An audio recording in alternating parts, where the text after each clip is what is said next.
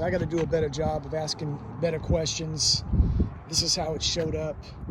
Broken bumper, probably because of the suspension being collapsed. Broke on the tow truck. But all I was just told was, hey, the car won't start. Okay, no worries, I got that. And I opened the door. Look at this nonsense. Use switch and key. There's a starter.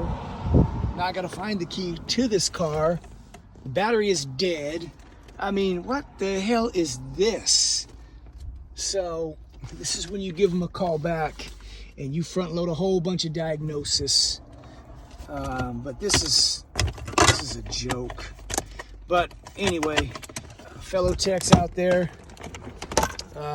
ask questions.